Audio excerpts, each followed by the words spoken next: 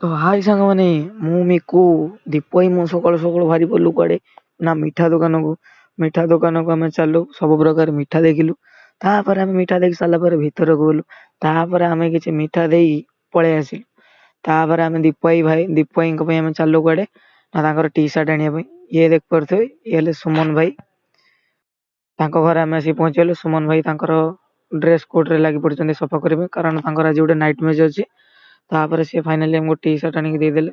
ତାପରେ ଆମେ ସେଠି ଟି ସାର୍ଟ ଟିକେ ଦେଖିଲୁ। ଟି ସାର୍ଟ ମଧ୍ୟ ଭଲ ହେଇଛି ଏବଂ ଭଲ କମ୍ପାନୀରେ ମଧ୍ୟ ଦୀପ ଭାଇ ଆଣିଛନ୍ତି। ତାପରେ ଆମେ ଟି ସାର୍ଟ ଟିକେ ସେଠି ମାପ କରିଦେଲୁ। ମାପ କରିସାରିଲା ପରେ ଫାଇନାଲି ଆମେ ଘରକୁ ପଳେଇ ଆସିଲୁ। ତାପରେ ଘରକୁ ପହଞ୍ଚି ସାରିଲା ପରେ ମୁଁ ଦୋକାନକୁ ଚାଲିଲି, କାରଣ ମୋତେ ବହୁତ ଭୋକ ଲାଗିଲା। ମୁଁ କିଛି ଆଣି ତାପରେ ଏ ଭାଇ କେତେ କରିଦେଇ ୟାଙ୍କର ବାହାଘର ସୋମବାର ଦିନ, ତ ମନଟା ବହୁତ ଖୁସି ଅଛି। ତାପରେ ଆମ ଗାଁରେ କୋଟି ଛୁଆମାନେ କ୍ରିକେଟ ଖେଳୁଥିଲେ, ସେଠି ଯାଇକି ବଣ୍ଟେଇ କନେ କ୍ରିକେଟ ଖେଳିଲା। ରହୁଛି ସାଙ୍ଗମାନେ, ଆଜିକା ପାଇଁ ଏତିକି। ଆଉ ଗୋଟେ ନ୍ୟୁ ବ୍ଲଗ୍। ଜୟ ଜଗନ୍ନାଥ।